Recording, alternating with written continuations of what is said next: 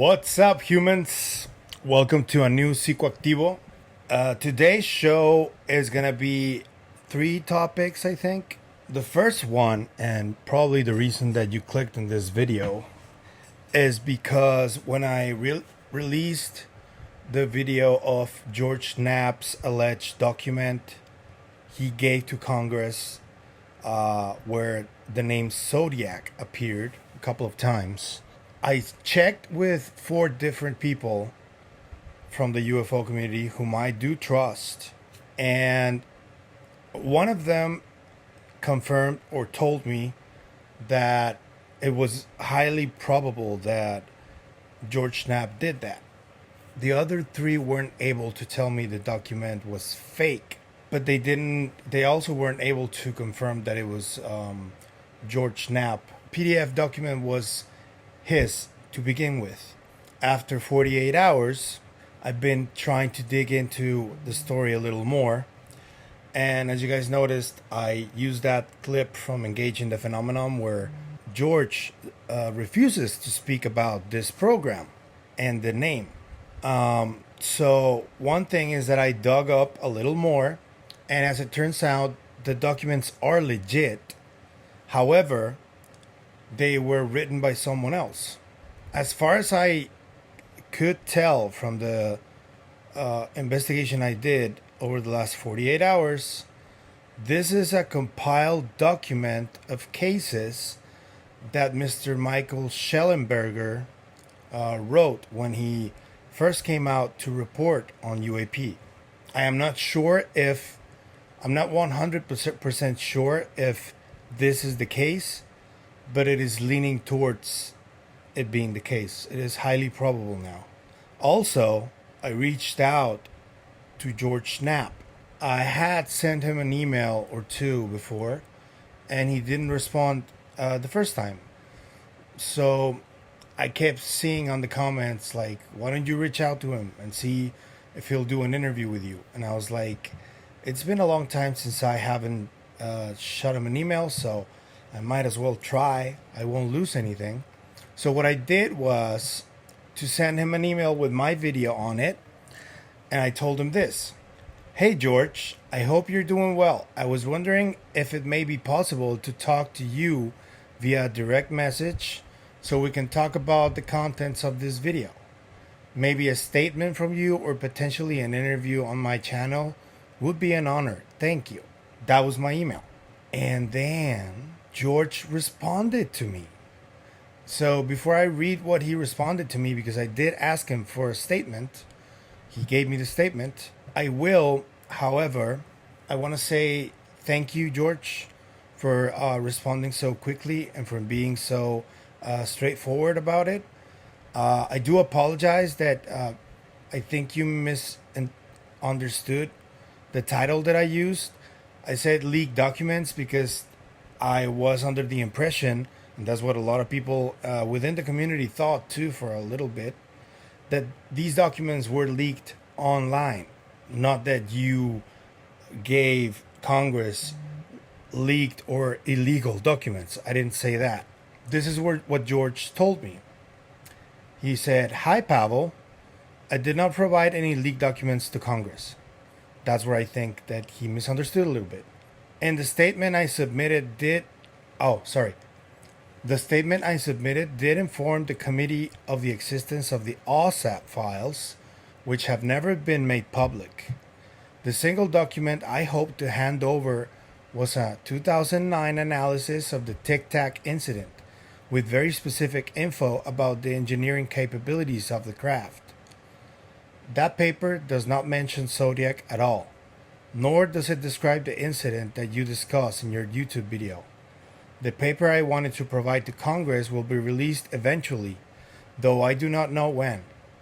Zodiac is a tricky subject for all of us, and I would advise caution in what you might read from UFO World, which is the misunderstanding that I made, and I apologize to George because of that. I am not familiar with the document you obtained, says George, and could not attest to its veracity, though I think there is something to the name Zodiac. Best of luck in your endeavors. So, this is what George responded to me. I had no idea that there was a deep dive analysis on the Tic Tac incident when I first read this. It is not the same analysis, as I understand, to the one that claims that the Tic Tac is from Lockheed Martin. George Knapp has never claimed that. So this analysis is different. It's more of the capabilities of the craft. And I find that really interesting. That made me go on another chase for a story in terms of this analysis that he wanted to submit. I found it really interesting that he said that it will be released eventually, but he doesn't know when. I hope that's soon. That would be very interesting to read. But I don't know. Yeah, as far as I can tell, I know that there's been chatter that this analysis existed, but I haven't been able to find it. I don't think if George is saying that it will be released eventually, I don't think it's out there yet because he's the one who had it. So if anybody knows that if this analysis is out there, as I told you, I've heard that it is, but I haven't found it. So please let me know. I also want to give kudos to Patrick at Vetted because he managed to get the Reddit whistleblower on his channel. His name is William Carter Bill, and his story is very, very interesting.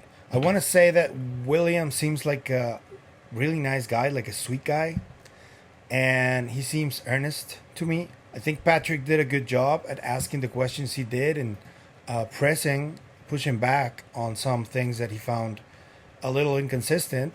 This clarifies to me a little more why maybe Ross hasn't released the interview.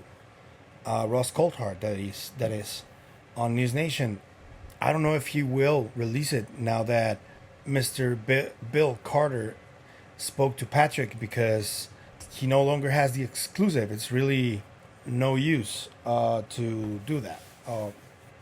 Because the exclusive is, even though Bill may have already been on a different show or something, I think that the fact that he came out with a different statement on Reddit and Patrick got the first exclusive, the first interview right after that, that is an exclusive. So before people jump at Patrick, I would have done the same thing. It is an exclusive because he's talking right after something happened. Journalistically, that's what it is. I think that Bill, the most important part of his testimony to Patrick was this facility, S6, which has a radar, according to him, with capabilities that we're not supposed to have, or at least that they're not known to the general public.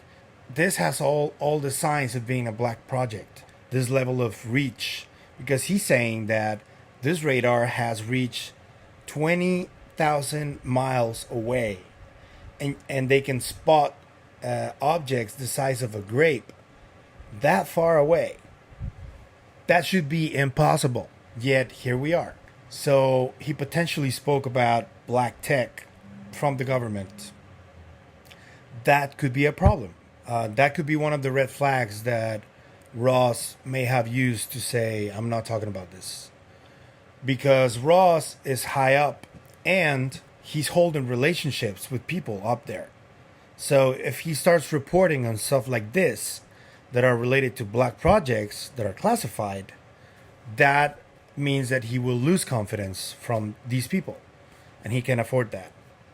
So I get it, and that's one of the main reasons why whistleblowers like Bill here, the best chance they have, and I'm not saying that it's not valid, but channels like mine, or like Christian Harloff, or like Patrick here, we're YouTube channels. We do our best.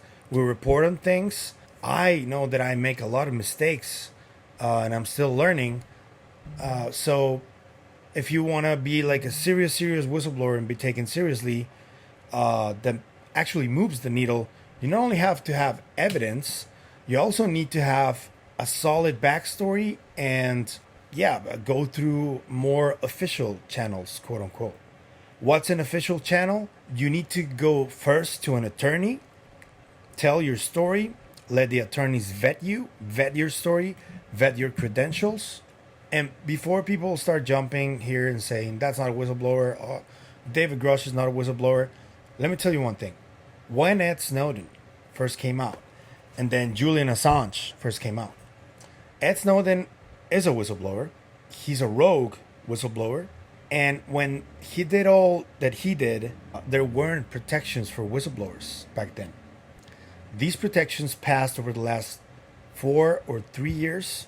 I'm not 100% sure on that, but before that, no protections for whistleblowers existed. Now there are safe ways for whistleblowers to come forward and speak to either Congress or the Inspector General, or, you know, but the first statement that they need to make is with the Inspector General. That is how the process works.